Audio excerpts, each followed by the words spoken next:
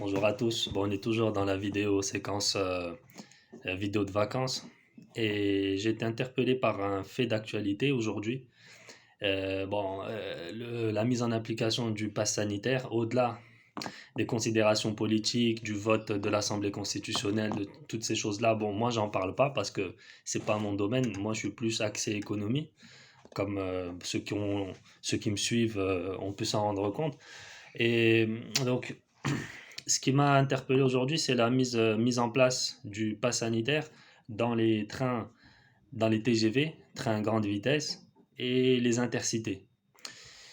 Pour ceux qui connaissent pas les intercités, bon, on peut comprendre en même temps, tellement de catégories chez la SNCF. Les intercités, c'est des vieux trains. Donc, si vous avez eu l'occasion de prendre le train à longue distance, et c'est ces trains qui sont un peu vétustes, où vous avez des sièges qui sont un peu anciens, où des fois on a des coupures d'électricité, on comprend pas trop pourquoi.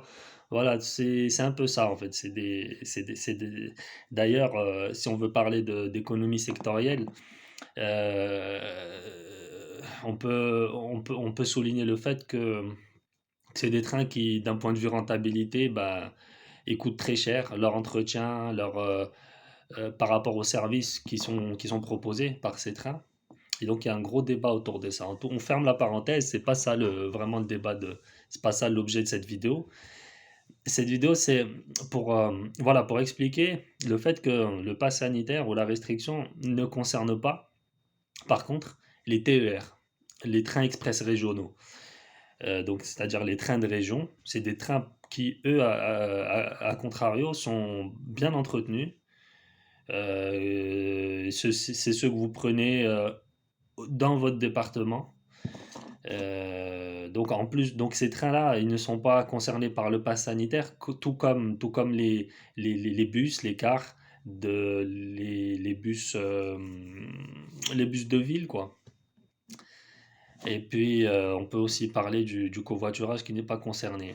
Alors, cette apparente, ce débat qui est devenu un débat qui anime les discussions de comptoir, qui anime toute la France, j'ai envie de dire, recèle quand même d'une information qui est importante. Donc, toi, si tu es élève de fin de première ou de terminale en SES, en sciences économiques et sociales, l'important au niveau de ces faits d'actualité, c'est que tu peux les prendre comme un cas pratique.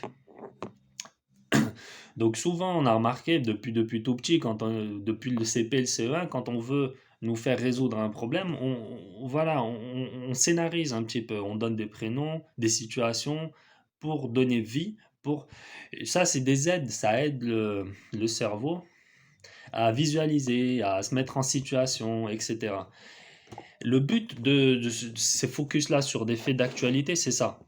C'est-à-dire que saisir un fait d'actualité vivant qui suscite du débat, et que vous avez dû entendre vos parents en parler, vos voisins, etc., pour faciliter la compréhension. Alors, je tiens à préciser que le contenu de ce que je vais dire n'est pas vérifiable empiriquement, parce que ça reste une théorie. Et le but premier de ce que je vais dire, c'est surtout d'utiliser des notions de cours dans le cadre d'actualité. Euh, alors pourquoi garder les TER? Pourquoi garder les TER hors pass sanitaire? Euh, il existe trois types de chômage. Donc on a le chômage frictionnel, chômage conjoncturel et chômage structurel. Donc déjà, là, et je me mets à la place des élèves et je me mets à la place de tout le monde, déjà c'est compliqué de pouvoir visualiser qu'est-ce que ça peut bien vouloir dire. Le chômage, alors on peut définir. Le chômage conjoncturel, il est assimilable au chômage keynésien, et là ça nous apprend pas grand-chose non plus. Keynes, normalement, un élève de terminale, ou un élève de fin de première, c'est qui est John Maynard Keynes. Euh, Le chômage conjoncturel, c'est ce chômage-là qui renvoie à un arbitrage en termes de coût du travail. Donc, est-ce que je baisse mon salaire pour garder, pour faire simple, hein, est-ce que je baisse mon salaire pour garder mon travail? Donc, je cède à la pression des employeurs. C'est notamment, bah, par exemple, le cas des travailleurs saisonniers ou des intérimaires ou autres qui acceptent des conditions de travail. Soit ils acceptent une baisse carrément du coût du travail. Donc, c'est-à-dire, par exemple, travailler au SMIC ou en dessous du SMIC, même si dans les faits, bah, ça se vérifie pas parce que bah, on a justement le SMIC qui est une barrière légale qui fait qu'on peut pas descendre en dessous, mais théoriquement, ça serait possible. En plus de ça, on peut avoir des aménagements en temps de travail et c'est ce à quoi je faisais référence en mentionnant en mentionnant le temps partiel ou le temps aménagé ou voilà tout ce qui est assimilable au travail précaire. C'est c'est ce qu'on nomme le chômage structurel ou chômage keynésien parce que selon Keynes, cet économiste anglais, quand il y a chômage, c'est que c'est que les travailleurs n'ont pas voulu baisser leur prétention salariale. Euh, Petite confusion, ce n'est pas le chômage keynésien, je m'excuse, ce n'est pas le chômage keynésien. Comme quoi, hein, il faut vraiment, vraiment être au taquet tout le temps, sinon les confusions font vite de venir. Là, on est sur le chômage classique. Chômage classique, pas chômage keynésien, très important. Chômage classique, voilà, c'est comme ça qu'on explique. Le chômage keynésien a une différence près, c'est que les employeurs n'anticipent pas une demande en termes en termes d'achat. Hein. Même par exemple, là, pendant la crise sanitaire, on n'a pas voulu, on a plutôt, euh, on a subi des baisses de salaire, on a été payé à 80% de notre salaire, etc. Donc forcément, on dépense moins. Donc quand les entreprises anticipent moins de demandes, donc la demande anticipée, est faible, est jugée faible, bah forcément on n'embauche pas, on n'a pas envie de produire parce qu'on ne pourra pas écouler notre marchandise. Tel est le chômage keynésien. J'insiste parce que la confusion, il faut vraiment que chômage keynésien, chômage classique, tout ça renvoie globalement à un chômage conjoncturel parce que c'est dû à une conjoncture du fait soit d'une demande trop basse, soit d'une non-volonté de céder aux pressions des employeurs. Mais sauf que là, avec ces histoires de pass sanitaire et surtout de trains régionaux, etc., je ne parle pas, on n'est pas concerné cette notion de chômage conjoncturel. Mais avant de faire le lien entre tout ça, définissons ce que c'est le chômage frictionnel. Le chômage frictionnel, c'est cette part incompressible du chômage. Là, on est globalement, alors, il y a aussi une chose importante, c'est qu'il faut connaître les ordres de grandeur. Il convient, ce serait pas mal de connaître les ordres de grandeur au niveau du chômage.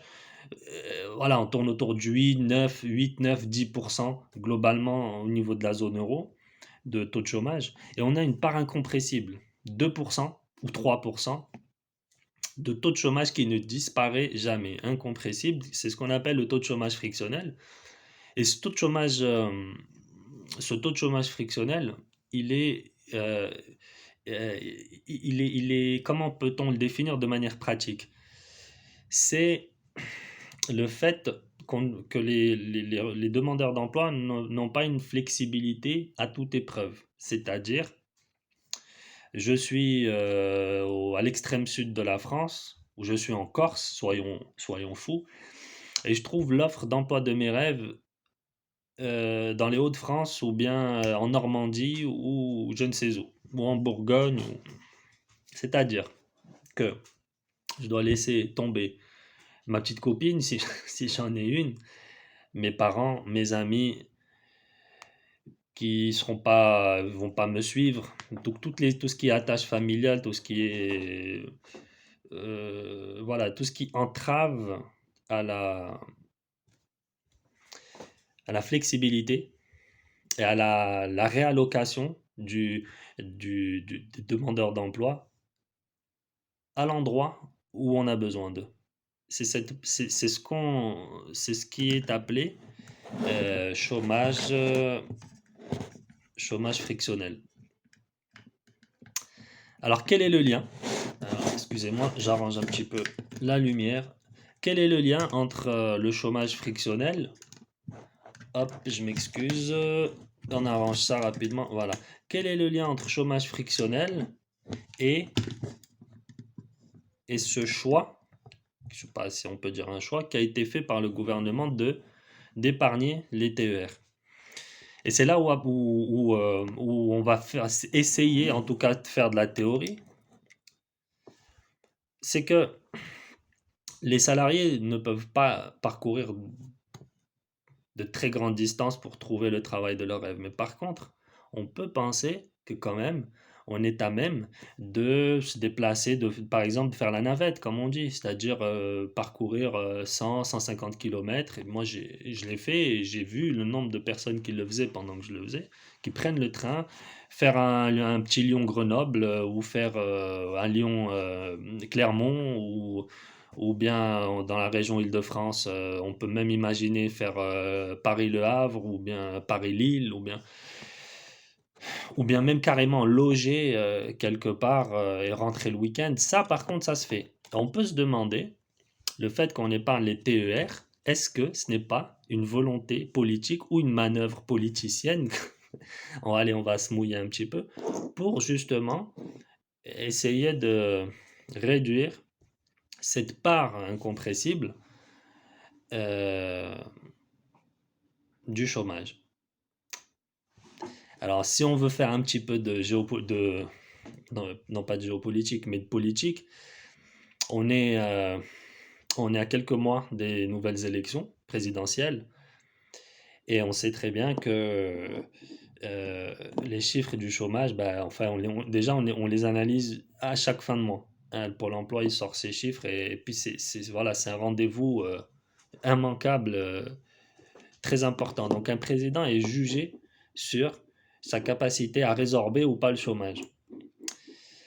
Donc, on peut simplement, et j'insiste bien, c'est une théorie, les TGV, c'est pas tout le monde qui prend le TGV, même si on a des tarifs de plus en plus intéressants avec Inouï, avec Ouigo, etc.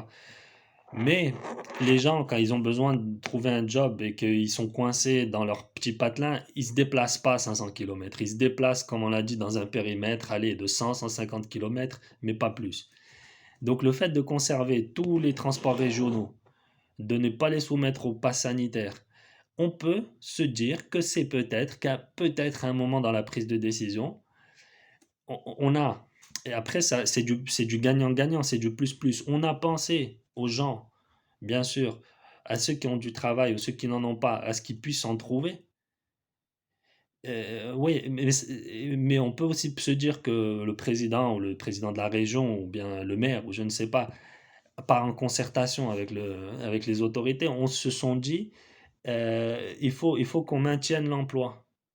Pour nous, peut-être pour être réélu, mais ça, c'est pas un problème. À partir du moment où le citoyen ou l'homo economicus en profite, il n'y a pas de souci. On est dans une logique plus, logique gagnant-gagnant.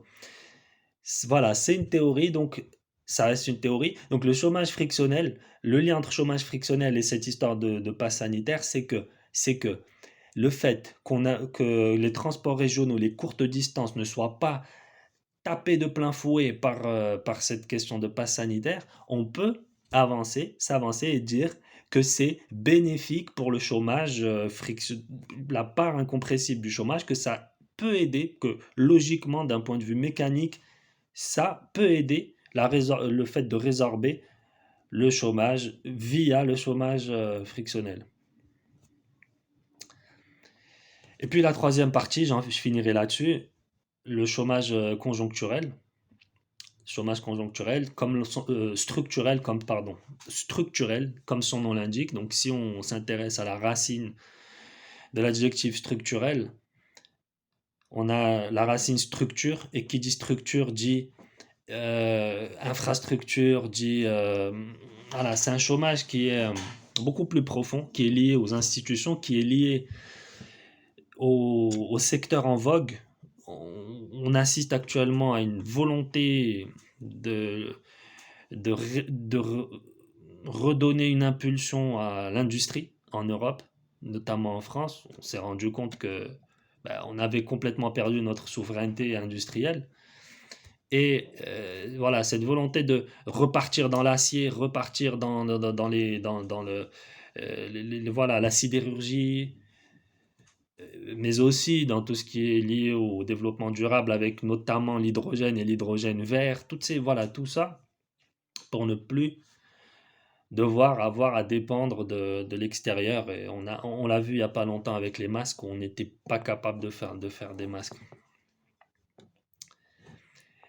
C'est lié à tout ça en fait. C'est selon les secteurs, on peut avoir un chômage structurel lié au fait que certains secteurs sont en train de mourir, d'autres naissent. J'ai parlé de tout ce qui est développement durable, développement soutenable, écologie, etc. Mais là, on est dans la structure, mais la réallocation, la formation, et là d'ailleurs, on reçoit beaucoup de sollicitations aujourd'hui avec ce fameux compte formation. Hein, d'ailleurs, ceux qui regardent la vidéo, s'il y a des gens qui travaillent, eh ben, renseignez-vous sur votre compte formation. Vous pouvez avoir 1000, 2000 euros dessus, 3000 euros qui peut vous payer une formation. Et ces formations, elles servent justement à pouvoir faire euh, des changements de carrière, des réorientations professionnelles pour, pour pallier justement à des manquements dans certaines activités, ou bien simplement une envie de changer, pour satisfaire une envie de changer de carrière professionnelle, ce qui arrive à beaucoup d'entre nous, très peu se l'avouent, par la pression du travail, etc. Beaucoup, j'ai envie de dire, c'est là où on touche dans une zone transversale entre la psychologie et la psychologie du travail, si on peut appeler ça comme ça. C'est qu'à un moment, arrivé à un certain temps, on atteint nos objectifs, on fait le tour de la question, et on a envie de quitter une profession. Et pour se retrouver une nouveauté, de nouveaux objectifs, de nouveaux challenges, et voilà. Donc, tout ça, ces mesures-là que je viens de citer, donc ce fameux compte formation, le fait de former les gens, le fait de relancer, de lancer de nouvelles activités, de ressusciter d'autres, c'est tout ça nous renvoie à la structure et à ce chômage structurel qui est beaucoup plus profond et qui est beaucoup plus du coup difficile à combattre, parce qu'il faut recréer des unités de production. Et la métaphore, elle veut tout dire. Ressusciter. Ressusciter une industrie, ça veut tout dire. Voilà. Voilà, donc le but c'était ça, c'était voilà, saisir au vol. Moi, là, entre, euh, entre une balade matinale et un badminton cet après-midi peut-être, ou peut-être du ping-pong, je sais pas. J'ai tenu, voilà, je voulais me donner déjà, me maintenir, bien sûr, pour donner l'exemple, si je puis dire, à mes petits élèves de terminale et même aux autres. Le fait voilà, de se tenir informé, de manipuler ses connaissances, de les soumettre à l'actualité pour les mettre en dynamique. Se saisir des faits d'actualité, chose très importante, c'est une formidable aide à la mémorisation, à l'appropriation des données. Voilà, à travers cette vidéo, je voulais faire ça, donner un éclairage, et pourquoi pas, lancer des vocations en ce qui concerne mon domaine, qui est économie internationale, etc. Voilà. Et ben, je vous remercie pour ceux qui ont écouté la vidéo. Merci beaucoup. J'espère que ça vous sera utile. Et puis j'espère qu'on se reverra pour une autre vidéo à la prochaine fois. Merci.